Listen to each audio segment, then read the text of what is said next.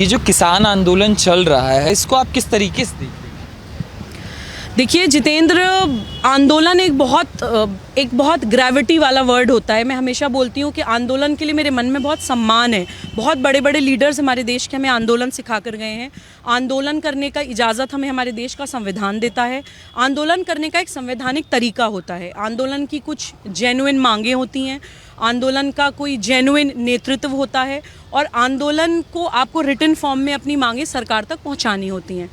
अभी हम थोड़े टाइम से देख रहे हैं कि आंदोलन की आड़ में देश में अराजकता फैल रही है, आंदोलन की आड़ में देश में अपराध हो रहे हैं और तो और देश को जला दिया जा रहा है, खुल्लम खुल्ला जला दिया जा रहा है। और ये बोल के कि हम तो अपने कॉन्स्टिट्यूशन जो हमें अधिकार देता है उसका सम्मान कर रहे हैं या उसको प्रोटेक्ट कर रहे हैं, तो ये एक नैरेटिव क्रिएट कर दिया जा रहा है। स्पेसिफिकली किसान आंदोलन के बारे में मैं 3 पॉइंट ज़रूर टेक्निकल बोलना चाहूँगी कि शुरू में किसान आंदोलन करवाने वाले लोगों ने लोगों में भ्रम फैलाने की कोशिश करी कि हमारी बस एक मांग है कि आप एमएसपी मत ख़त्म करिएगा। हमारे जो एग्रीकल्चर मिनिस्टर हैं, यूनियन मिनिस्टर हैं नरेंद्र सिंह तोमर जी, उन्होंने ऑफिशियल स्टेटमेंट दी कि एमएसपी नहीं ख़त्म की जाएगी, हम आपको गारंटी दे रहे हैं, हम आपको लिख के भी देने को तैयार हैं कि एमएसपी ख़त्म नहीं होगी। लेकिन फिर भी इनका सो कॉल्ड आंदोलन ख़त्म नहीं हुआ। दूसरा, इन्होंने झूठ फैलाने की कोशिश करी कि जब आप प्राइवेट मंडियां बना देंगे तो सरकारी मंडियां ख़त्म हो जाएंगी, तो उसके बाद प्राइवेट मंडियां किसानों का शोषण करना स्टार्ट करेंगी।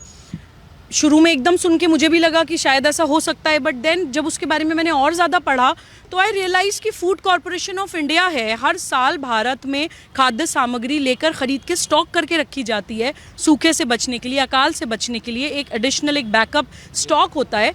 तो कैसे सरकारी मंडियां बंद हो जाएंगी? आप कितनी भी प्राइवेट मार्केट्स बना दीजिए, सरकारी मंडियां कभी ख़त्म नहीं होने वाली हैं। तो किस तरह से ये लोग झूठ बिल्कुल भ्रम फैला के लोगों को इमोशनल करके साइट करते हैं और उनको देश के खिलाफ खड़ा करने की कोशिश करते हैं। एक और मैं last but not the least एक इम्पॉर्टेंट पॉइंट बोलना चाहती हूँ कि कुछ राज्यों की सरकारें और कुछ स्टेट पॉलिटिक्स करने वाले लोग भी इसको आंदोलन का रूप देके अपनी राजनीति, खोई हुई राजनीति चमकाने की कोशिश कर रहे हैं। देखिए, जो एग्रीकल्चरल इश्यूज़ होते हैं वो हमारे संविधान में कॉन्करेंट लिस्ट में आते हैं। दैट मीन्स केंद्र भी उन पे कानून बना सकती है और राज्य सरकार भी उन पे कानून बना सकती है। तो अगर पंजाब सरकार को या दिल्ली में केजरीवाल जी को या किसी भी स्टेट की गवर्नेंस को अगर कोई प्रॉब्लम है किसान कानूनों से या उसमें आप कोई चेंज करना चाहते हैं तो आप अपने स्टेट के लेवल पे कर लीजिए। आप क्यों नहीं कर रहे हैं? अगर आप सही में किसानों के हमदर्द हैं, आपकी जेन्युइन मांग है। एक्चुअली जेन्युइन मांग नहीं है जितेंद्र, मैं हमेशा बोलती हूँ आंदोलन नहीं चल रहा है ऐसी नागरिकता कानून में जिसमें मुसलमान का नाम भी नहीं था, उसमें मुसलमानों के दिमाग में ये डर डालने की कोशिश करी गई कि आपको भारत से निकाल दिया जाएगा, मुसलमानों को भारत से निकाल देंगे। तो इस तरह का ये नैरेटिव बिल्डिंग भारत के खिलाफ करते हैं। मैं तो बोलूँगी कि ये भारत तोड़ो आंदोलन है। देखिए, जो अब हमारे देश में बहुत सालों के बाद हमारी सरकार भी ऐसी आई है जो विकास की बात कर रही है, लोगों को जोड़ने की बात कर रही है, राष्ट्रवाद की बात कर रही है और बहुत अच्छे अच्छे डायनामिक काम कर रहे हैं। और बहुत सालों के बाद लोग भी जाति, संप्रदाय, पंथ से ऊपर उठकर भारतीय बन के रहने लगे हैं। लोगों के अंदर वो देशभक्ति की भावना या अपनी भारत माता से प्रेम करने की फीलिंग बहुत सालों के बाद दोबारा जागृत होनी स्टार्ट हुई है। हमारा स्वाभिमान जाग रहा है। ये कुछ भारत विरोधी मानसिकताओं से बर्दाश्त नहीं हो रहा है। वो हमें तोड़ने के लिए कैसे गुट बता रहे हैं। आप देखिए, शाहीन बाग में या नागरिकता कानून में ये लोग दलित, मुसलमान, 2 गुटों को इन्होंने भारत से तोड़ने की कोशिश करी थी। अब यहाँ पे किसान आंदोलन में ये लोग जाट और सिख, किस तरह से ये लोग सेगमेंट्स बनाते हैं। मैं देखिए आपके चैनल के माध्यम से जाट समाज से भी अपील करना चाहती हूँ। एक एग्जाम्पल भी दूंगी जितेंद्र। समाजवादी पार्टी के एक विधायक हैं Nahid Hasan, if I am not wrong. Nahid Hasan ने जब चौधरी चरण सिंह जी की मूर्ति विध्वंस करी थी, मूर्ति तोड़ी थी, और आज चौधरी चरण सिंह जी के पोते जयंत सिंह सेम मंच शेयर कर रहे हैं नाहिद हसन जी के साथ। मतलब आपके दादा की जिन्होंने मूर्ति तोड़ी हो। मैं जाट समाज से भी अपील करती हूँ कि आपके इतने शीर्ष का आपका एक नेतृत्व जिनके लिए आपके मन में इतना सम्मान है, उनकी मूर्ति तोड़ने वाले, उनको इतना बेइज्जत करने वाले आज सेम मंच पे आकर आपको वरगला रहे हैं। तो आप भी थोड़ा सा मनन करिए। हम उस जीन्स को, अपनी उस जेनेटिक हिस्ट्री को हम कैसे भूल जाते हैं? हम कैसे भूल जाते हैं अपना वो शौर्य और पराक्रम का इतिहास? जितनी भी वीर कौम है, जितनी भी वीर हमारे भाई हैं देश के, उनको ये देश से तोड़ने की कोशिश करते हैं। देखिए, इंडियन आर्मी में सबसे ज़्यादा सिख रेजिमेंट आप देखिए, जाट समाज से ज़्यादातर लोग आर्मी में जाते हैं। तो जो वीर कौमें हैं जो देश के लिए मरने मिटने को तैयार होती हैं, उनको ये लोग देश से तोड़ने की कोशिश करते हैं, पॉलिटिसाइज करने के लिए हमारे ही घर में हमसे ही आग लगवाते हैं। मैं सिख समाज को भी वो इतिहास याद दिलाना चाहती हूँ जितेंद्र। अभी कानपुर में 4 साहिबजादे दिवस पे मैं इनवाइटेड थी। वहाँ पे मुझे सिख समाज का वो गौरवशाली इतिहास जानने को मिला। मुझे पता चला कि सिख समाज के जो गुरु गोबिंद सिंह जी के जो बच्चे थे, जो गुरुपुत्र नाम से हम लोग जानते हैं, उनको सम्मान करते हैं, वो एक 6 साल का बच्चा, एक 8 साल का बच्चा विदेशी आक्रांता की आंखों में आंखें डाल के बात करता है। विदेशी आक्रांता उनसे पूछते हैं कि तुम्हें अगर छोड़ दिया तो तुम क्या करोगे। तो वो ये बोलते हैं, और वो बोलते हैं कि हम अपने समाज को इकट्ठा करेंगे और तुमसे आके लड़ेंगे। 6 साल का और 8 साल का बच्चा। और फिर विदेशी आक्रांता उनसे बोलता है कि अगर हार गए तो, उनको बच्चा समझ के वो बात कर रहा है, तो वो ये बोलता है, एक 6 साल का बच्चा और 8 साल का बच्चा, कि सिख कभी हारता नहीं है देश के और धर्म के लिए। सिख या तो जीतता है या शहीद होता है। तो देखिए किस तरह की कौमों को, फियर्स फाइटर्स को ये भारत से तोड़ने की कोशिश कर रहे हैं। देखिए खालिस्तान और खालसा में फ़र्क होता है, ये हमें समझने की ज़रूरत है, ये हमें जानने की ज़रूरत है। ऐसी मैं मुस्लिम समाज से आती हूँ, मैं जानती हूँ जितेंद्र की मुसलमान का माइंड ऐसे काम करता है कि आप उसको ईमान के नाम पे, ईमान की बहुत वैल्यू होती है मुस्लिम के लिए, आप उसको ईमान के नाम पे किसी भी चीज़ के लिए चार्ज अप कर दीजिए तो वो मरने मिटने के लिए तैयार हो जाता है। मैंने अपना ईमान अपने देश से जोड़ लिया है। मैं लाल किले पे खड़े होकर आपको ये बाइट दे रही हूँ, मैं मरने से भी नहीं डर रही हूँ क्योंकि मेरा ईमान मेरे देश से जुड़ गया है। तो इसीलिए मुसलमान भी एक बहुत फियर्स कौम है।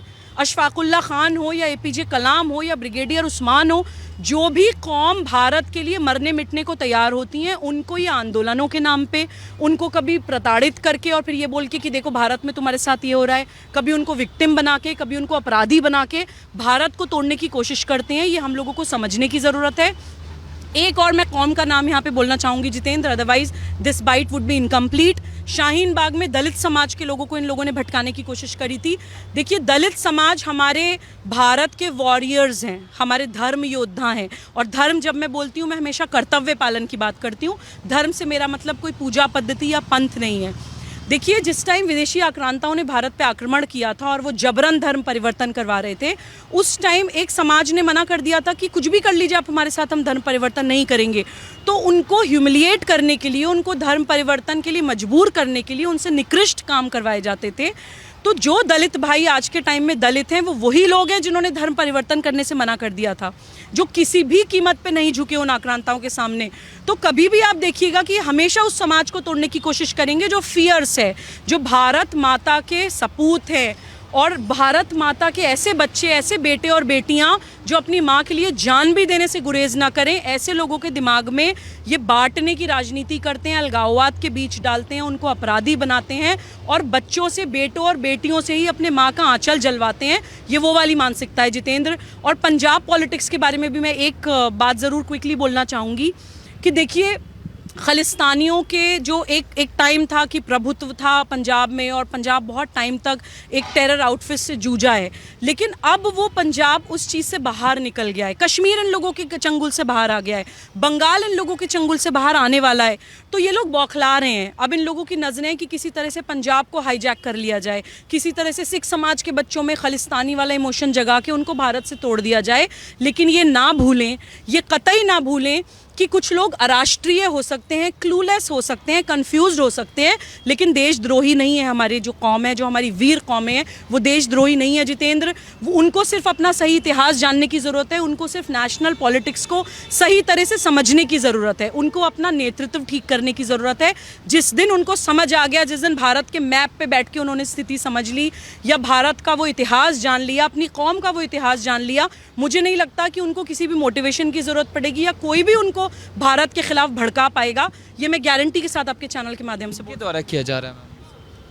देखिए जितेंद्र, मैं हमेशा कुछ एंटी नेशनल फोर्सेस को गिनवाती हूँ। बहुत लोगों को लगता होगा कि eight the cost of sounding repetitive, मैं स्टिल बार बार उन फोर्सेस के नाम लेती हूँ कि देखिए कुछ भारत विरोधी मानसिकताएं जो 6 कैटेगरीज में डिवाइड होते हैं, जो इनका मेन मकसद भारत को तोड़ना है, दिन रात वो भारत को तोड़ने के लिए काम कर रही हैं।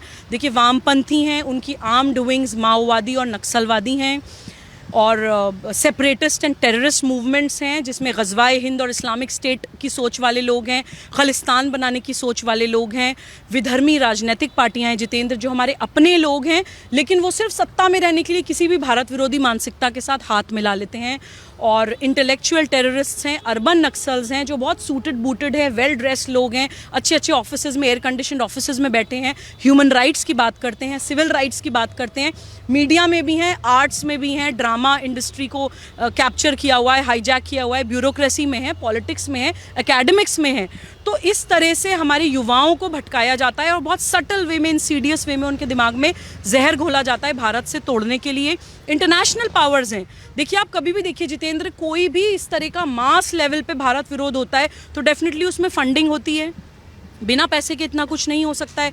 नागरिकता कानून के विरोध में आप भारत जलना देख लीजिए, या उत्तर प्रदेश में हाथरस में नैरेटिव क्रिएट हुआ था, वहाँ पर आप देख लीजिए, या अभी आप किसान आंदोलन में देख लीजिए, कहाँ से इतना पैसा आ जाता है, वेबसाइट्स बन जाती हैं, नैरेटिव बिल्डिंग हो जाती है, भारत विरोध हो जाता है, विदेशों से पैसा आना स्टार्ट हो जाता है। तो ये सब कुछ बहुत ज़्यादा स्ट्रैटेजी के साथ होता है जितेंद्र।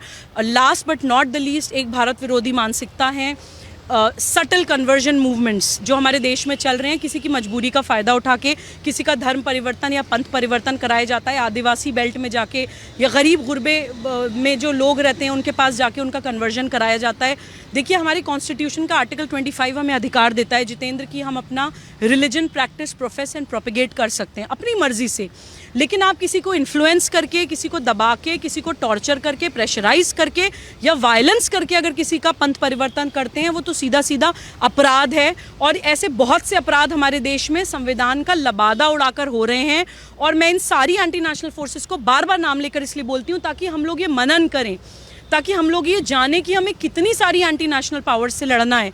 आज हम लाल किले के सामने आए हैं जितेंद्र, हमने, आपने और मैंने ये डिसाइड किया था कि हम ये वीडियो लाल किले के सामने आकर शूट करेंगे ताकि जो भी देखें लोग मनन करें। वो 26 जनवरी को लाल किले की प्राचीर पे अगर तिरंगे के अलावा कोई और झंडा लहराया जाता है तो वो तमाचा है 135 करोड़ लोगों के मुंह पर, वो तमाचा है हम लोगों की भारतीयता के ऊपर, वो तमाचा है उन सभी बच्चों के ऊपर जो भारत माता की जय बोलते हैं। हम लोगों को ये सोचना चाहिए कि हमने ये होने कैसे दिया। जितेंद्र, ये सबको मनन करना चाहिए। मैं सरकार से भी ये बोलती हूँ, देखिए मैंने जितेंद्र अपनी लाइफ में कभी कोई इलेक्शन ऐसा नहीं देखा जो हर कॉन्स्टिट्यूएंसी में मोदी जी के नाम पर वोट डला था।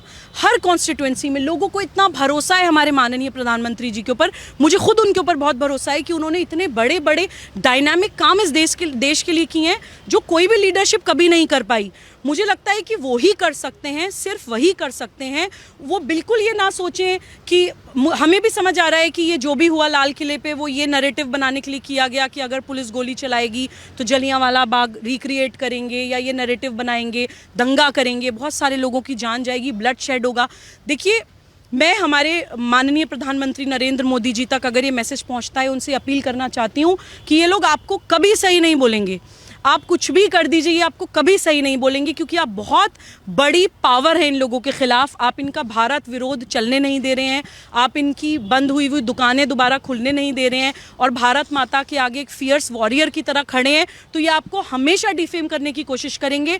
मैं अपने माननीय प्रधानमंत्री जी को बोलना चाहती हूँ कि आप अकेले नहीं हैं, 135 करोड़ लोग आपके साथ हैं, उसमें से देश विरोधी, देशद्रोहियों को हटा दीजिए। Majority of people are with you. आपको इतने बहुमत से लाया गया है, आपकी एक आवाज पे ताली और थाली पूरा हिंदुस्तान बजाने लगा था।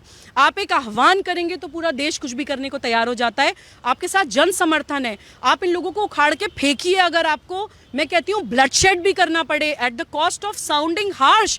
जितेंद्र देखिए, मैं ये मानती हूँ कि हमारे as an officer of the court बोल रही हूँ, मैं सुप्रीम कोर्ट में प्रैक्टिस करती हूँ। हमारी आईपीसी में सेक्शंस है, सेक्शन 96 टू सेक्शन 106 जो राइट टू प्राइवेट डिफेंस की बात करता है। अपनी पर्सन एंड प्रॉपर्टी को प्रोटेक्ट करने के लिए अगर हम कुछ करते हैं तो वो हमारा राइट टू प्राइवेट डिफेंस है। हम किसी को मारने नहीं जा रहे हैं, हम किसी के ऊपर आक्रमण नहीं कर रहे हैं, लेकिन अपने आप को बचाना हमारा ना ही सिर्फ लीगल राइट है बल्कि एक ह्यूमन राइट भी है। अपने आप को बचाने के लिए अगर ब्लडशेड भी होता है तो होए, उसको कौन रोक सकता है? मर थोड़ी जाएंगे। कोई अगर आके हमारी गर्दन काट देगा तो उनके सामने नतमस्तक थोड़ी हो जाएंगे। ये मैं पुलिस वालों को मैसेज देना चाहती हूँ। बोलते मैंने देखा जितेंद्र कुछ ग्राफिक्स कि हाथ जोड़ रहे हैं पुलिस वाले उन लोगों के सामने। देखिए, आप लोगों को गन सिर्फ जेब में रखने के लिए नहीं दी जाती है। मैं अपने पुलिस मेरे दादाजी डीएसपी थे मेरठ में 1960s में। मैंने वर्दी का वो वो जलवा देखा है जितेंद्र। मुझे बहुत अफसोस हुआ जब मैंने पुलिस वालों को हाथ जोड़ते हुए देखा। मैं उन पुलिस वाले भाइयों से भी अपील करना चाहती हूँ कि आप वो टाइम याद करिए जब आप सपना देखते थे कभी पुलिस ऑफिसर बनने का। आप वो टाइम याद करिए जब आपने पहली बार वो वर्दी पहनी होगी, जब आप ये सोचते होंगे कि मैं पुलिस बनूंगा तो मैं ये कर दूंगा, मैं वो कर दूंगा। तो देखिए, right to private defence police का भी होता है। आपको हाथ जोड़ने की जरूरत नहीं थी उनके सामने। राइट टू प्राइवेट डिफेंस आपका भी है Jitendra, right to private defence मेरा भी है। और वो सिर्फ मेरी पर्सन एंड प्रॉपर्टी के लिए नहीं है, किसी थर्ड पर्सन की पर्सन एंड प्रॉपर्टी को प्रोटेक्ट करने के लिए भी आप एक्सरसाइज कर सकते हैं। हर नागरिक भारत का ये सोच ले कि मैं यहाँ खड़ी हूँ जितेंद्र, मैं सोच लूँ कि मैं अगले 6 फुट तक कुछ गलत नहीं होने दूंगी।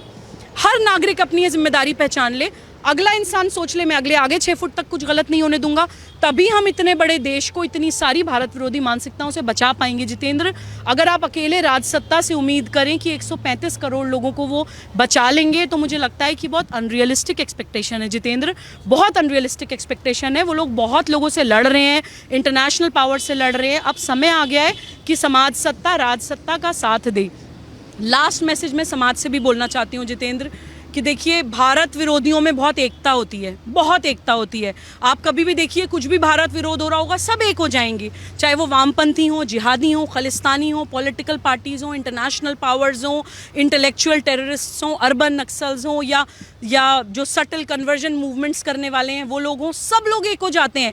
लेकिन हम लोग हमेशा वर्ण में, पंथ में, जातियों में, संगठनों में, बैनर्स में, पार्टीज़ में बट जाते हैं। तो देखिए, ये हमारी भी कमी है। प्लीज़ इसको मनन करिए। हमें बहुत लंबी लड़ाई लड़नी है, बहुत ख़तरनाक लड़ाई लड़नी है। प्लीज़ अपने देश का मैप खोलकर देखिए, बैठिए। एक तरफ आपके सर पे पाकिस्तान है, एक तरफ आपके सर पे चाइना है, और हम लोगों को कोई भी आके जातियों में बांट जाता है। प्लीज़ उस चीज़ से बाहर उभरिए।